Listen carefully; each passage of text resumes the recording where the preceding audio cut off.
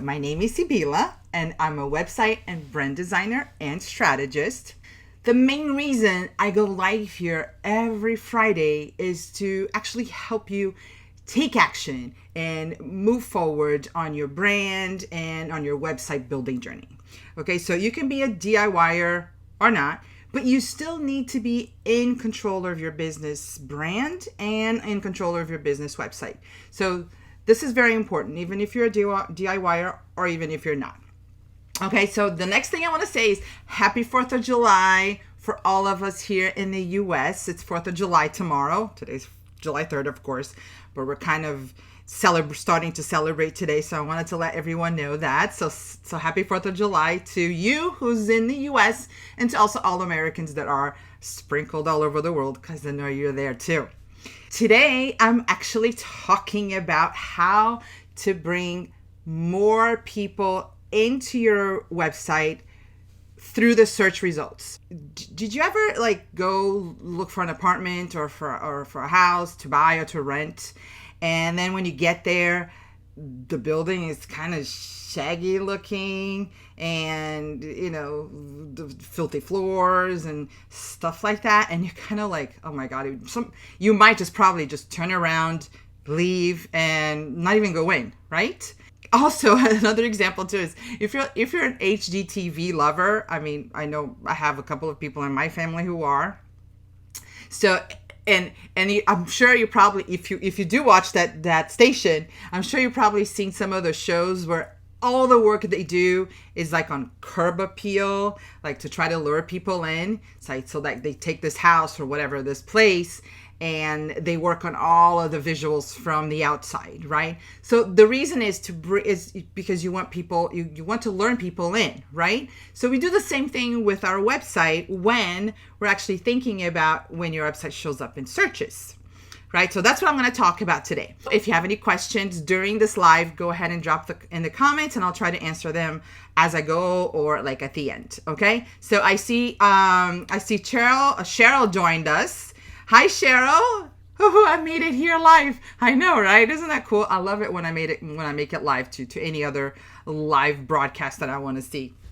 Okay, so let's talk about that. So let's talk about how can you make that search result as inviting as possible, so when people actually find your website. So just think about this. Your website is your home, and that search result is kind of like your door or your curb appeal. Let's think about that, one or the other. So, okay, I have to do this because Cheryl is my student and I love my students. She says, you'll be proud of me. I'm working on an ebook. Oh my God, that's so cool, Cheryl. I definitely want to see it. Okay, so even if you're halfway there, or let's just talk about it. I'd love to see this. All right, so let's move on. I am going to share my screen with you guys so we could do this. I think I'll just keep my head here, or maybe I'll just keep my head up here. Okay, so here's what I have. This is what a search, I'm sure everyone is probably, you're all like, oh, I know how this looks like. But I wanted to tell you that this is what we're going to talk about. We're going to talk about the meta title and the meta description. So that's what a meta title is. Okay, so here I just did a little description, a little search for Saturday Night Live. And this is what comes up. Of course, there's a big list, but I just kind of screenshot these. So this would be what we call your meta title. Okay, so basically your title, just put the meta in the front. And below here is your meta description. Okay, so this is what we're going to talk about. These two things. These are the most important things that you have to think about, especially for your homepage, but for all your pages. Okay, so let's move on. So your meta title, so this part right here, the title of your search result needs to be, okay, ultra specific if possible, guys. Be specific. Nobody really understands if you just write, I don't know, something like either just if it's just your name, or if it's just your business name, or if it's something that's not specific, that people are just going to read it and they're not really going to understand what it means or what it is. So be specific. Another thing too is make sure that it's useful somehow, that when they read it, they find it useful, or like, trying to like lure them in with that, this is going to be useful for you. So another thing is urgent. Now this one, I'd say it doesn't have to be urgent all the time. It really depends on your page. It really depends on that specific title that you have and what kind of benefits you're offering on that page. But some people really do use urgency, as in if it's something that you're buying, or if it's something, some kind of a service or some kind of a sale, or something that you can do right now to fix something. So that's why I put urgent here. Another thing is try to be unique. Okay, yeah. I love the word unique, right? But sometimes what you can do is you can try to like stand out from everyone else. Think about this. On the search, of course, I'm not talking about like, top searches, but let's just talk about page 1 and page 2. If people do search something specific to your niche, you're probably going to show up, especially if you're doing some kind of a basic SEO. Okay, so try to be unique, try to stand out from everyone else. So, do some research to find some of these titles. Okay, another thing too is on the meta description. So going back here again, this is the part here, this is the meta description. So on the meta description, you want to use the word you more than I or we. So we do this, we do that. No. Try to like, we offer you this instead of, actually, no, don't forget the we. So you can do this, you can do that. Like offer some kind of a benefit using the word you. Another thing too is address a problem your prospect is facing. So remember, this is a description. So you're actually telling them what that page is all about, and you want to try to address the problem that they're facing while they're doing the search. So you might want to do some research on the journey. I think we talk about this a lot too inside my course, my brand new course, which I'm going to be talking about like for the next few weeks, on the customer journey. So when a customer, before they arrive on your website, let's say they're looking for something or they need something, and sometimes they need something they don't even know they need. That's also another part that we discussed inside the course. But think about it as, when they're searching, what is it that they need? So let's make this very basic.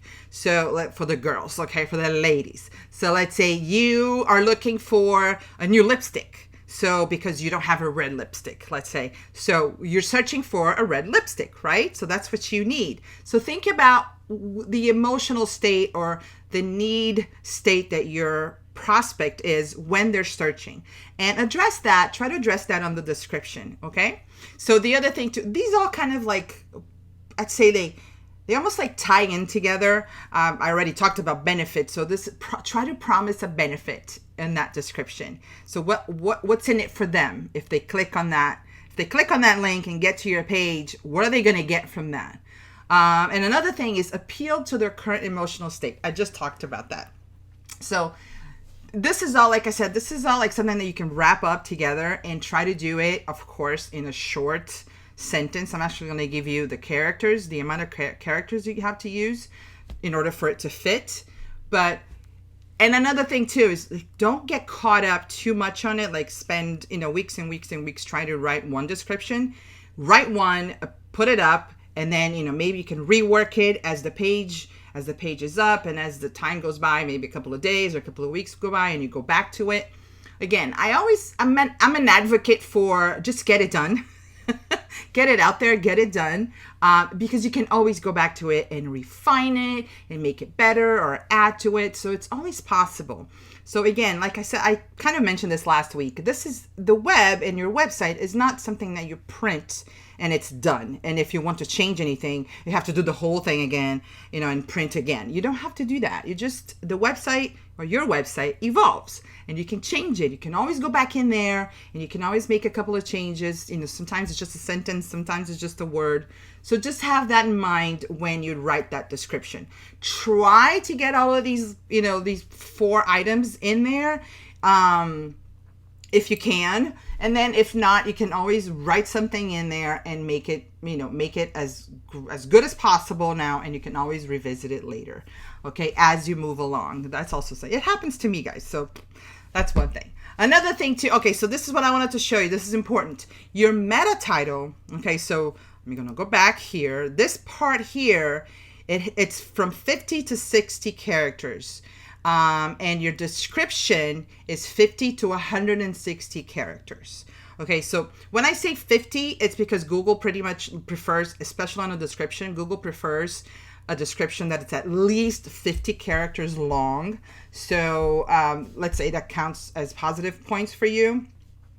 And you definitely have to go up to 160 before it cuts off. So before you get like those three little, dots. I'll show you that too. So keep those numbers in mind when you write your description. Now, I want to show you with my own stuff. So I have a post named, the name of my post on my blog is called How to Create Your Perfect Website Color Palette. So my keyword, my key phrase actually for that post is website color palette. So I focus on those three. We call it key phrase because it's kind of weird if I say just keyword because it's not just one word, right? But it's a key phrase. So I focus on that. So what I'm showing you here is actually a screenshot of inside my my post page on the administrative side. So I actually use WordPress, which is something that I always talk about. And if you use Yoast SEO, this makes it even simpler on your posts. So, and I'm saying posts and I'm saying pages. So your blog post, this is on my blog, but it's also the same thing for your pages. Okay, guys. So it doesn't have to be different. Okay. So what I have here, like if you have Yoast inside as a plugin on your website, this makes it all easier. You just go down there and you put your key phrase, whatever key phrase you have for that page. If it's a page, or for your blog post, if it's a blog post, of course. And then it shows you how it will look in Google, like as a Google result. So here's how it looks for me. So if somebody searches for website color palette, they'll probably find me, not me specifically, they'll find that page and they'll see that title. So I try to be very specific on the title and I try to be very specific on the description. So my description says, ditch the website color palette blues. Get all of my secrets to creating the perfect color palette, from color harmony to the rules I use with my own clients. So here what I'm doing is, I am not saying me. Actually, I am at the end, but not me. But I say ditch the website color palette blues. So I'm talking about you. I'm making sure that you feel heard. So meaning the person that's reading this, the person that sees the search results. So your prospects, let's call them like that. And then I say, get all of my secrets to creating the perfect color palette. That's a bit of creating an urgency there. I don't know if you can tell it, but like, just get them now. It's like all my secrets, so get them now.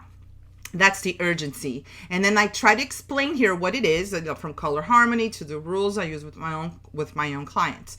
The benefit here is that you're going to ditch the website color palette blues. Okay, so you're going to ditch that feeling of, I can't get a color palette for my website. I can't find it. I don't know. There's just so many colors.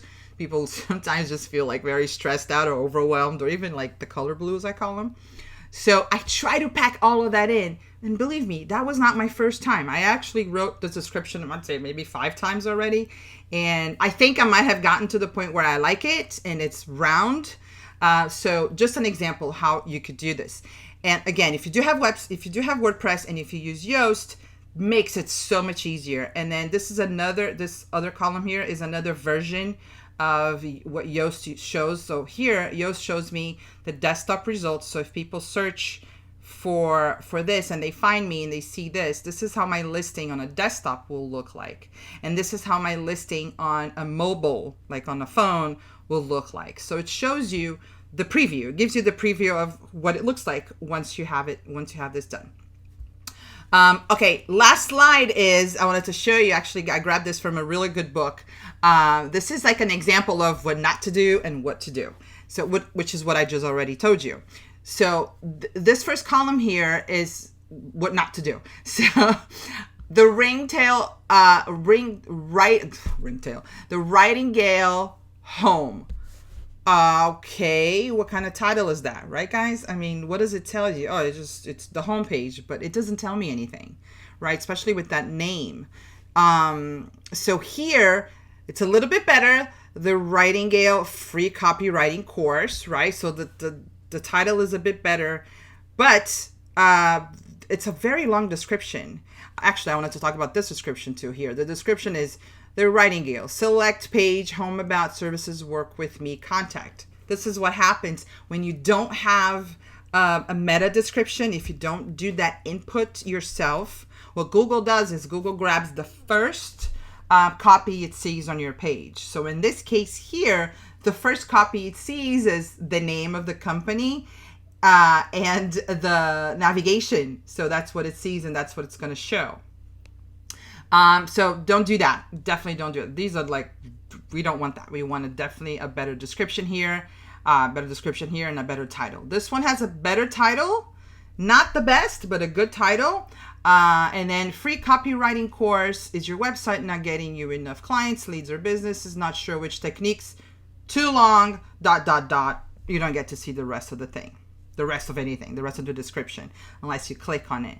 So you want to make that description up to 160 characters so people can read the whole thing. So this is what you should do. So this is what you definitely want to do. So I still like, even though I'm using this, I still don't like this title. I prefer something else. I prefer some kind of a description on my title. So even though the description here is really good, web writing tips and copywriting courses for busy creatives, awesome description, I would still change this title, okay? This title is awesome, free copywriting course for beginners. Learn how to write irresistible web copy to attract ideal clients and grow your business. So perfect title, perfect description, just the right amount of characters, and it brings in all of those feelings. So when you remember, this is your curb appeal, guys. Okay, so this is really before they walk in, they click on your website, before they land on your page. You have to think about these people, because not everyone just gets your website ad. Let me move on to my direct to camera here. So I might die. So not everyone just gets to your website out of the blue, right? I mean, most of the time they come in from social media. They might come in from a specific link. They might just literally type in your website. They might come in from several places, but you can't forget that Google is the place where everyone searches everything. So if your website or any of your pages show up on Google, make sure that you have that curb appeal. Make sure that your door looks as pretty as possible, and that when people read it and they see it, they want to click on it, okay? So that's the first, like literally the first step for your website that you have to think about. We do tend to forget it. I see this all the time. What we do is we worry so much about, of course, sharing the website, sharing the link on our social media pages and all of the other places, but we do end up forgetting Google. Okay, guys, so this is important. And I hope you keep that in mind. If there's anything that you get from this, is that just make sure that you don't forget that search result, how your website looks from that first contact that your prospect might have within their search results. Okay, so there's no more questions. Cheryl still, I hope you're still here with me, Cheryl, too. So let me know if you have any questions. If you're watching the replay, if you have any questions, just drop them in the comments. I'll just try to answer them as best as possible. And again, happy 4th to all of us here in the US. And I hope you have a great weekend. And I will see you again next week, guys. Take care. Bye-bye.